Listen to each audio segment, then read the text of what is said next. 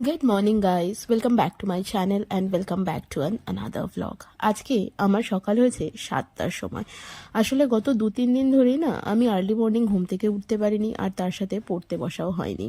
সকালবেলায় 1 cup coffee বানালাম, কেননা 2-3 দিন ধরে এতটাই খারাপ সময় যাচ্ছিল, মানে যে কি বলবো। তার কারণ হচ্ছে গিয়ে বুটুর 2-3 দিন ধরে প্রচণ্ড জ্বর, তার সাথে সর্দি কাশি তো রয়েইছে।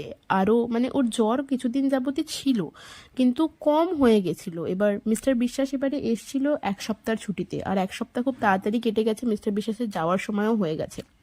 ও যাওয়ার সময় পর্যন্ত বুটুর শরীর ঠিকঠাক, কিন্তু ও চলে যাওয়ার পর তারপর থেকেই বুটুর শরীরটা খারাপ হয়েছে। মানে ওই বাবার কথা ভেবে ভেবেই কান্না করা, এবং তারপরেই জ্বর আসা। আগে তো ছোট ছিল, তাই এই ব্যাপারটাতে হয়তো এফেক্ট অতটা করতো না, কিন্তু এখন তো আস্তে আস্তে বড় হচ্ছে।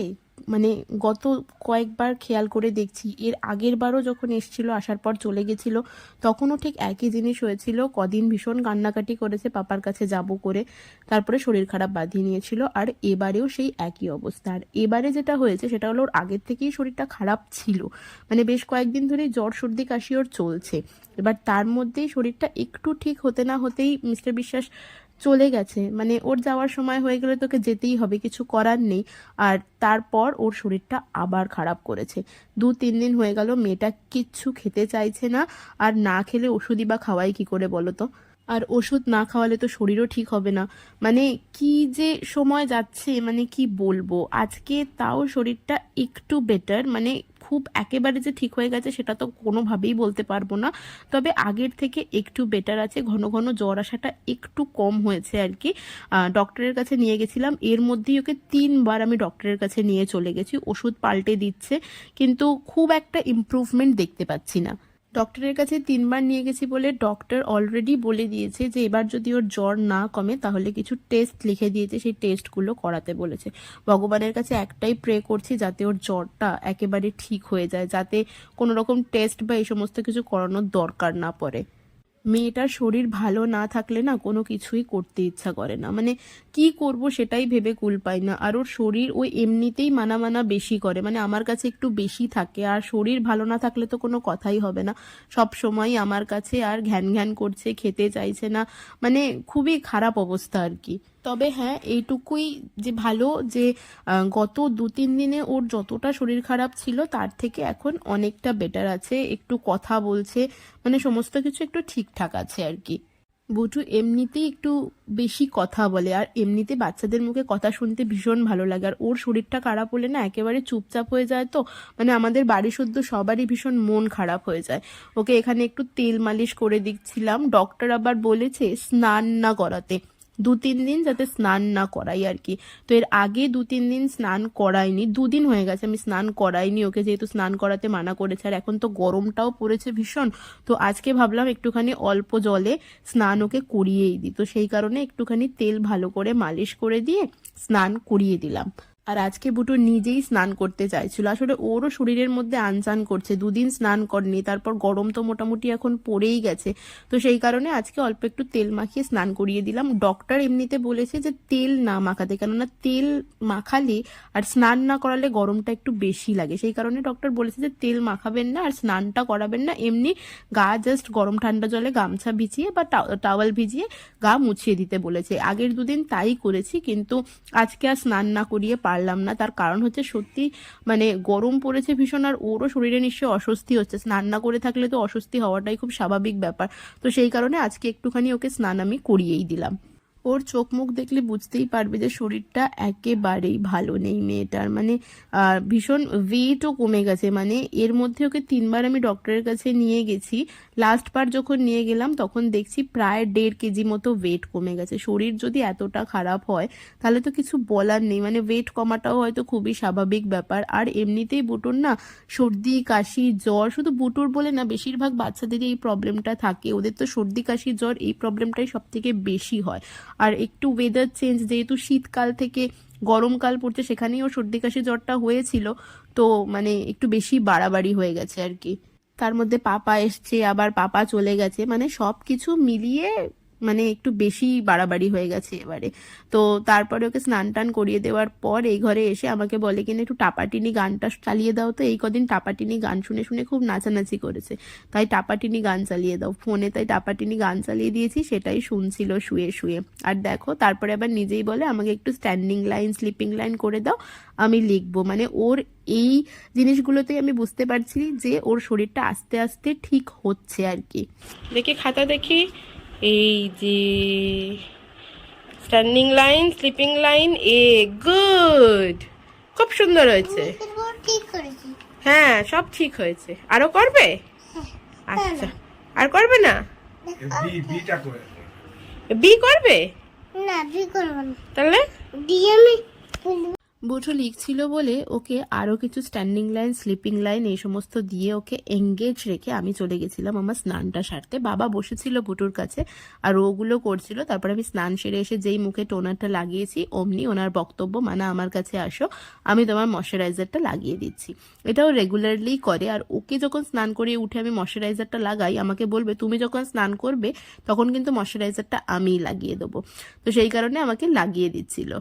রান্না হয়েছে, ঢ্যাঁড়স আলুর তরকারি হয়েছে, এখানে ডাল, হাঁড়িতে ভাত, মাছের ঝাল, পটল ভাজা আর তার সাথে টমেটোর চাটনি আছে। আজকে এই কপদেই রান্না হয়েছে। রান্না তো হয়েছে 5-6 পদে ঠিক কথা, কিন্তু বুটুকে আমি এক পদ দিয়েও ঠিক করে দুটো ভাত খাওয়াতে পারলাম না। মা একটু ডিম সেদ্ধ করে দিয়েছিল ওর জন্য, যে একটু ডিম আর ভাত খাওয়াবো, কিন্তু কোনো মতেই একটু ভাত খাওয়াতে পারলাম না। খুব জোর করে অল্প একটুখানি ডিম আর 1-2 গাল মতো ভাত খেয়েছে। আসলে অ্যান্টিবায়োটিক ওষুধ খেলে না শরীরটা একটুখানি ভালো লাগে না আর কি, একটু মানে কি বলবো, একটু খিটখিটে টাইপ হয়ে যায়, বা এনিহাও খেতে ইচ্ছা করে না, খাওয়াটা একেবারেই ভালো লাগে না খেতে। এই জিনিসটা হয়, আমি দেখেছি বুটুর যখনই শরীর খারাপ হয় আর যখনই অ্যান্টিবায়োটিক ওষুধ চলে না, ওর এই জিনিসটা ম্যাক্সিমাম টাইমই হয়। তো সেই কারণে একেবারেই খেতে চাইছিল না। তো যা হোক করে ওই 2 গাল ভাত 2-3 গাল ভাত জোর করে খাইয়ে ওষুধটা খাইয়েছি। তার কারণ ওষুধও তো খাওয়াতে হবে, তো জোর করে হলেও একটুখানি তো খাওয়াতেই হবে। আর খাওয়া এমনই একটা জিনিস না যে যেটাকে তুমি জোর করে খুব বেশি খাওয়ানো যায় না। নিজে থেকে খেয়ে নিলে কোনো অসুবিধা নেই, কিন্তু যদি কেউ খেতে না চায় তাকে কি জোর করে কোনোভাবে খাওয়ানো যায় বলো তো? তাও যা হোক করে খাওয়ালাম, খাইয়ে তারপরে নিয়ে আসলাম ঘুম পাড়ানোর জন্য। বেশ কিছুক্ষণ আমার সাথে বক বক করলো, বক বক করে তারপরে ঘুমিয়ে পড়েছে। এই 2-3 দিন ধরে এতটাই মানে বুটুর শরীরটা খারাপ ছিল যে আমি একটুও পড়তে বসতে পারিনি, মানে বইটা যে একটু ধরবো সেটুকুও করতে পারিনি। কিছু করার নেই, বাচ্চার শরীর খারাপ থাকলে কোনোভাবেই কোনো কিছুতে মন লাগে না, তো পড়তে বসা দূরের কথা। তার কারণ বুটু এই কদিনে মানে ও তো যখন ঘুমায় তখন আমি একটুখানি বই নিয়ে বসি, তো এই কদিনে ও না ঠিক করে ঘুমায়ও নি, মানে ঘুমাচ্ছে, ঘুমের ঘোরে কেঁদে কেঁদে উঠছে, বারবার জেগে যাচ্ছে, কাশি হচ্ছে, কাশি হলেই না উঠে বসে পড়ছে, মানে এই সমস্ত করছিল। তো এমনিতেও আমি পড়তে বসতে পারিনি এই কদিন একেবারেই। তো আজকে দেখলাম যে একটুখানি শরীরটা আগের থেকে বেটার আছে, তো ঘুমিয়েছে, তো ভাবলাম চলো একটু বই খাতাটা নিয়ে বসি। এই কদিনে হয়তো বেশ কিছু টপিক কমপ্লিট করে ফেলতে পারতাম, অনেকটা পড়া এগিয়ে যেতে পারতো, কিন্তু কিছু করার নেই। মা হিসেবে সবার আগে রেসপন্সিবিলিটি আমার বাচ্চাটাকে ঠিক করে রাখা, তাই ওর দিকে তাকিয়ে কোনোভাবেই আর পড়তে বসতে পারিনি এই কদিনে আমি। বলছিলাম না সিপিসির পাশাপাশি আমি ট্রান্সফার অফ প্রপার্টি একটাও পড়া শুরু করব, তো আজকে সেই কারণে ট্রান্সফার অফ প্রপার্টি একটাই নিয়ে একটুখানি বসলাম। এমনি আমি সময় পেলেই ফোনে ভিডিও দেখতে থাকি যে কোন কোন টপিকগুলো ইম্পর্ট্যান্ট, কোন সাবজেক্টের কি কি বেশি করে পড়তে হবে, সেই সমস্ত দেখতে থাকি। তো সেইগুলো দেখেই ট্রান্সফার অফ প্রপার্টি অ্যাক্টের ওই প্রথম চ্যাপ্টার মানে সেকশন 3 ডেফিনেশন চ্যাপ্টারটা নিয়েই একটুখানি বসেছি। প্রত্যেকটা সাবজেক্টেরই না ডেফিনেশন চ্যাপ্টার একটা থাকে, যেখানে সেই ওয়ার্ডগুলো মানে ইউজ করা থাকে, যে মানে পুরো একটার মধ্যে যে সমস্ত ওয়ার্ডগুলো বেশি ইউজ করা হয় সেই ওয়ার্ডগুলোকে ডিফাইন করা থাকে, যাতে পরে গিয়ে বুঝতে কোনো অসুবিধা না হয় সেই জন্য। তো প্রথমে তো এমনি বসেছিলাম, তো আলোটা ঘরে জ্বলছিল, তো বুটু উঠে পড়েছিল, কিছুক্ষণ বাদই উঠে পড়েছিল, আবার ওকে ঘুম পাড়িয়ে রেখে তারপরে এদিকে এসে ওই আমার স্টাডি ল্যাম্পটাকে নিয়ে বসলাম ঘরের আলোটা নিভিয়ে দিয়ে।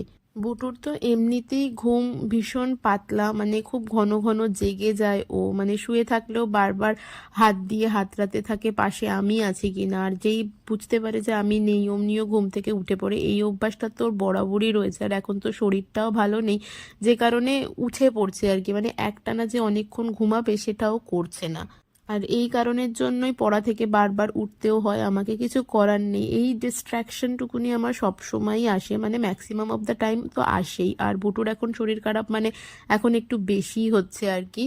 এই ডিস্ট্র্যাকশনটাকে আমি নিজের মতো করে ম্যানেজ করে নিয়েছি, মানে আমি এভাবেই পড়ে অভ্যস্ত হয়ে গেছি। বুটু বারবার ওঠে, আমি ওকে ঘুম পাড়াই, আবার পড়তে বসি। এই দেখো পড়াচ্ছিলাম, তার মধ্যেই উঠে পড়েছে, উঠে আবার কান্নাকাটি করা শুরু করে দিয়েছে।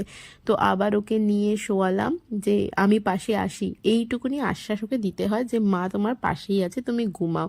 তো তারপরে আবার নিয়ে শোয়ালাম, আবার ঘুমিয়েছে, ওকে ঘুম পাড়িয়ে আবার উঠে আমি পড়তে বসলাম। প্রায় 3 দিন পর দুপুরবেলাটায় ঘন্টা খানেক মতো, মানে ওই 2 থেকে 3 ঘন্টার আশপাশ আমি একটু পড়তে পেরেছি।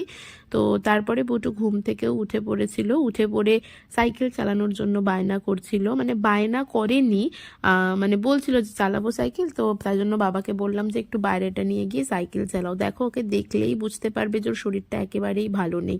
অন্য সময় সাইকেল চালানোর জন্য প্রচণ্ড এক্সাইটেড থাকে, সাইকেল আসার পর থেকে বেশ কয়েকদিন ধরে রেগুলারলি সাইকেল ওকে চালাতে হয়, সাইকেল নিয়ে বাইরে বেরোয়। কিন্তু শরীরটা যেহেতু ভালো নেই, সেই জন্য খুব একটা গায়ে জোরও পাচ্ছে না, সাইকেল চালানোর জন্য অত এক্সাইটমেন্টটাও নেই। তাও একটুখানি বাইরেটা নিয়েই, ওই ঘরের সামনেটা নিয়েই সাইকেল নিয়ে বেরিয়েছিল বাবা, একটুখানি নিয়ে চালালো, বাবা ওই ঠেলে ঠেলে দিচ্ছিল আর ওই চড়ে বসেছিল, আর কোনো একদিকে এক দৃষ্টে তাকিয়েছিল। খাওয়া দাওয়া তো ঠিক করে করছেই না, তো শরীর দুর্বল হয়ে যাওয়াটা খুব স্বাভাবিক ব্যাপার আর কি, কিছু করার নেই। দেখি আস্তে আস্তে সুস্থ তো হচ্ছে, আশা করছি সুস্থ হয়ে যাবে তাড়াতাড়ি। এই কদিনের মধ্যে যে বুটু কত ওষুধ খেয়ে ফেললো তার কোনো ঠিক নেই, প্রায় মানে অনেকই ওষুধ, বললাম না 3বার ডক্টরের কাছে নিয়ে গেছি ওকে, এখন আবার ওষুধ পাল্টে দিয়েছে। তবে মনে হচ্ছে এবারে ওষুধে মানে একটু ঠিকঠাক ইমপ্রুভমেন্ট হচ্ছে, আশা করছি তাড়াতাড়ি সুস্থ হয়ে যাবে। ওকে চলো, বুটু এখানে সাইকেল চালাক, আর আজকের ব্লগটা এখানেই শেষ করছি। তোমাদের সাথে দেখা হচ্ছে আবার নেক্সট ব্লগে। ততক্ষণ পর্যন্ত সবাই খুব হ্যাপি থেকো এবং খুব পজিটিভ থেকো। আর আমার ব্লগটা ভালো লাগলে do like, share and subscribe, আর সবাই প্রে করো যেন আমার পুচকুটা খুব তাড়াতাড়ি সুস্থ হয়ে যায়। ওকে চলো, টাটা।